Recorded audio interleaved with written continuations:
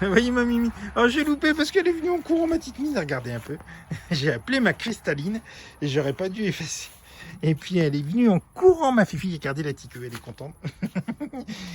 Mais je vais vous la filmer en courant, c'est tout mignon comme elle est. Ah, ma cristalline. Allez, on rentre, ma Mimi. Hein, bah oui, tu rentres au chaud et on va manger. Hein, ma petite fille. Allez, va. Va, ma petite fille. Allez, va. Voilà. Petite cristalline, c'est ça. Elle est sortie, je l'ai laissée un petit peu, quelques minutes, et puis elle fait son petit tour. Et puis je vous montrerai quand elle vient au courant, c'est vraiment très très mignon. Voilà, alors c'est dommage, il manque un tilleul. Ici, je vois qu'il y a un beau tilleul là, parce que, mais ne serait-ce que pour les tisanes. Voilà. Donc, les lumières sur la ville, que vous voyez pas, mais qui commencent en fait. Il y a une petite lumière là-bas. C'est tout marrant. Ce qui est marrant, c'est quand on suit une voiture et on se dit, bah tiens, il y a une route là. Mais bon.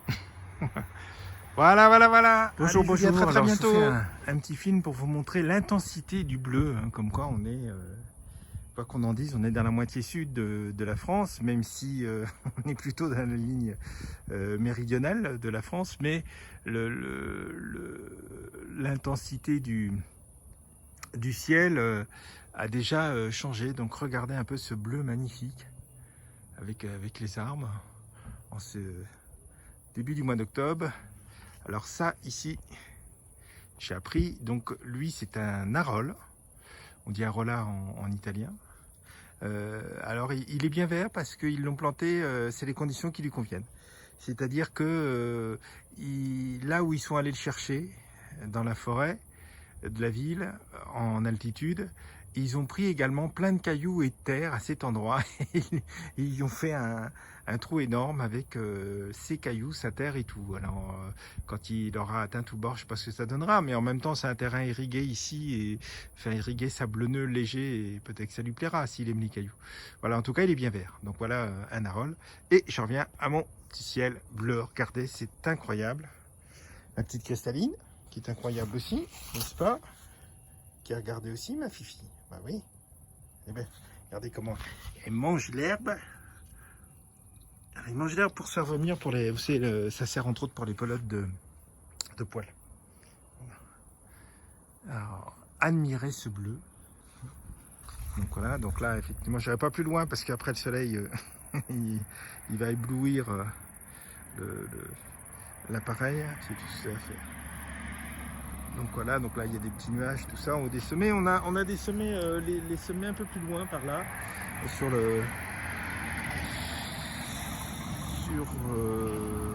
ma gauche à moi, c'est-à-dire par là. Ils sont déjà enneigés en fait, hein. C'est assez, ce qui est normal puisqu'ils sont à plus de 3000 mètres. Et ils étaient déjà enneigés il y a 15 jours comme cela. Ça avait fondu en 2 jours. Et puis ceux-là, les autres de l'autre côté le sont déjà, mais ils sont à plus de 3000. Ceux-là sont à peu près autour de 3000. Donc ils sont un petit peu plus bas. Et le Mont Blanc, lui, est par là.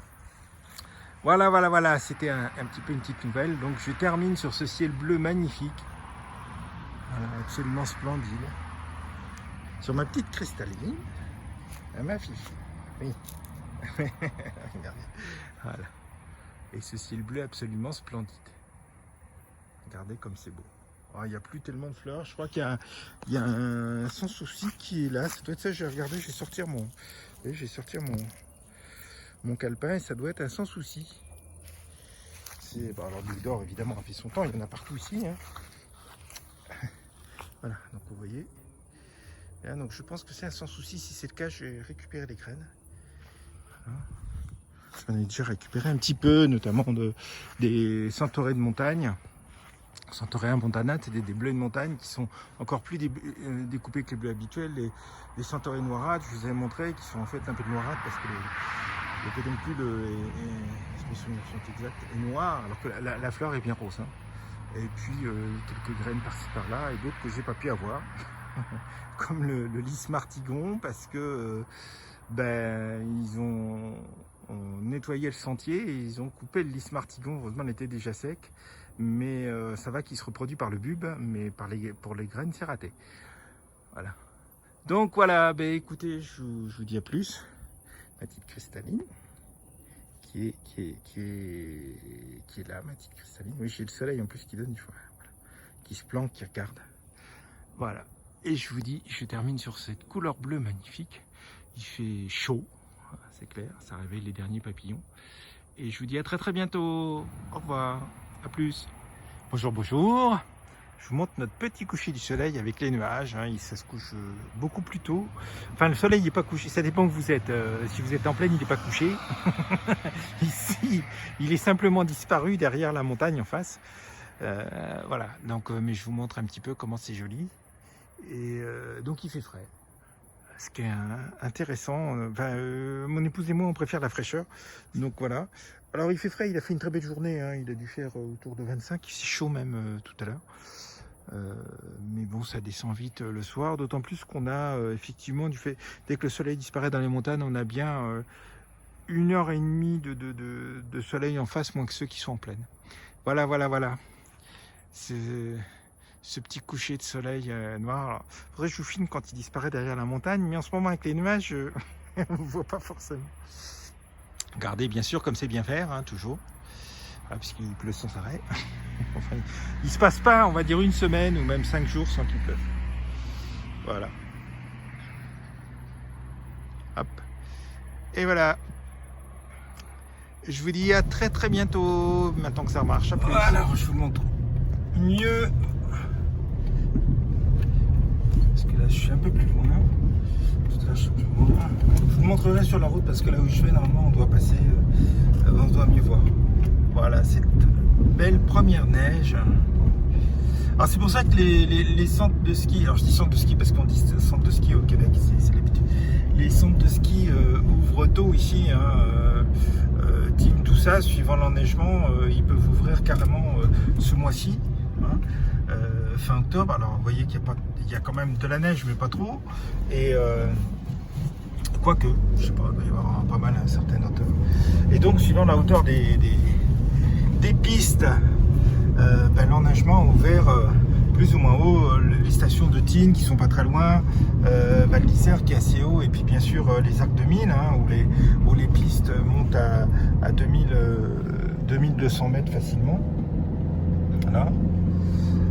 Donc du coup, je vous montre le montant de ma voiture, c'est pas cool. Du coup voilà, c'est comment elles peuvent ouvrir très tôt. Alors les gens qui n'ont pas prévu d'y être, il y en a qui ont acheté, quelques-uns qui ont acheté sur place qui sont déjà. Et puis par contre, vous en avez, il y a des gens les gens du coin. Il ne faut pas oublier que les gens du coin. Le ski fait partie de la vie ici, c'est-à-dire que dans toutes les écoles, il y a des cours de ski. C'est vraiment quelque chose de vital. Alors ça, c'est le bâtiment de l'ancien camp militaire. Quand Chirac en 2000 a supprimé le service national, beaucoup de casernes effectivement ont dû être fermées puisque les effectifs ont baissé fortement. Et donc la compagnie de chasseurs alpins qui était ici à Bourg-Saint-Maurice est partie à Chambéry, et avec celle de Chambéry et une autre, ils ont formé une compagnie. On est passé de 3 à 1 si vous voulez. Voilà. Par contre, le terrain de tir, je vous montrerai, il existe toujours, ils y sont là. Ils ont tiré cette nuit, ils ont tiré hier, ils ont tiré une partie de la semaine. Donc effectivement, il fonctionne toujours. Et ils ont gardé les 2 pavillons d'entrée du camp militaire. Voilà. Je vous dis à tout de suite. Je vous disais, voilà, on voit bien là. Comme ça enneigé, il y a les arbres, mais on passe quasiment devant, vous voyez. Donc le massif là-bas, qui je connais pas son nom. Je sais que le Mont Pourri est pas loin. Et le Mont Pourri, c'est celui qui est là. Alors ça s'écrit vraiment Pourri. Alors il faut reprendre l'origine de la langue savoyarde pour voir ce que ça signifie, mais sans doute que c'est pas la signification que nous on lui donnerait en français. Voilà. Donc voilà, on voit bien ici la neige, etc. qui, je sais pas, je pense qu'elle va rester puisque ça fait déjà une quinzaine de jours, et qu'il y a des endroits c'est quand même assez épais. Voilà, je vous dis à tout de suite. Alors voilà, je vous refilme les arbres d'abord, et la montagne enneigée, j'y tiens, c'est la première. Voilà.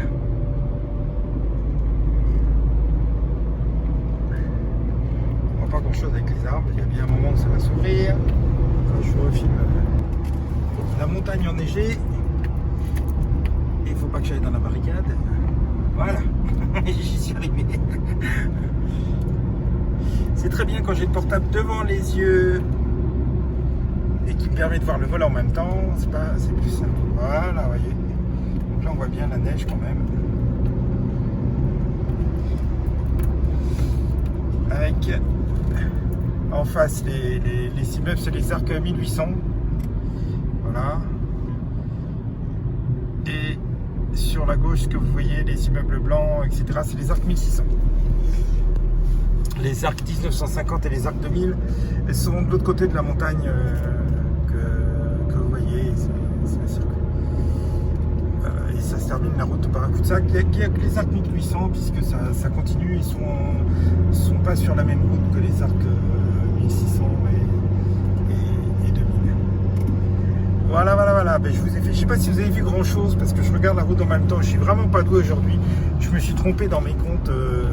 Au magasin, je me suis trompé, j'arrête pas de faire des âneries en ce moment, donc c'est assez pénible. Voilà, vous voyez, tiens, la montagne blanche.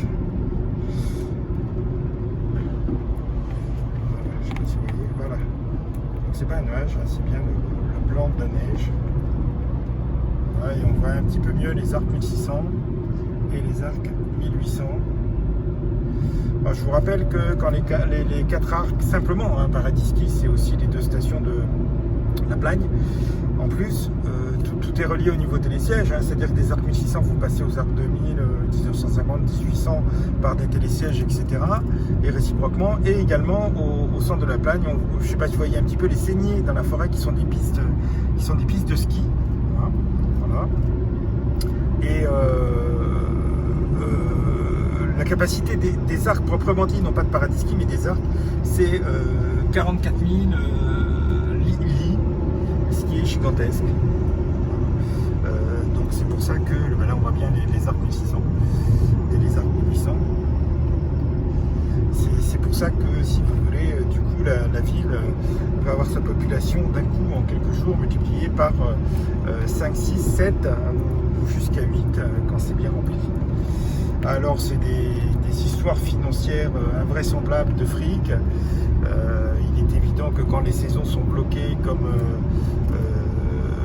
l'hiver dernier, on peut gentiment penser que le gouvernement arrose les groupes immobiliers. Vous avez le Med, tout ça qui est là-bas, Pierre et Lumien, tout ce qui s'ensuit, et arrose les propriétaires pour pas qu'il y ait des histoires. En sachant que de toute façon, parce que c'est ça qui est terrible, on est tout près de la Suisse, et vu les magouilleurs que c'est, parce que je n'ai pas peur de le dire, y compris mon propriétaire, enfin le père de ma propriétaire, moi jamais, la propriétaire, je peux vous dire que doit y avoir des comptes en Suisse, c'est de l'argent, c'est-à-dire que c'est le peuple français qui est bien excroqué par rapport à ça, il n'y a pas de problème. C'est une source de fric incroyable. Voilà. Alors on voit... je ne sais pas si vous allez voir, vous avez vu surtout l'intérieur du toit de la voiture, du plafond. Et là, vous voyez peut-être les montagnes, voilà, qui sont aussi couvertes de neige. Voilà, je deviens sérieux. Là, les arcs 1600, les arcs 1008. Et je vous dis à plus.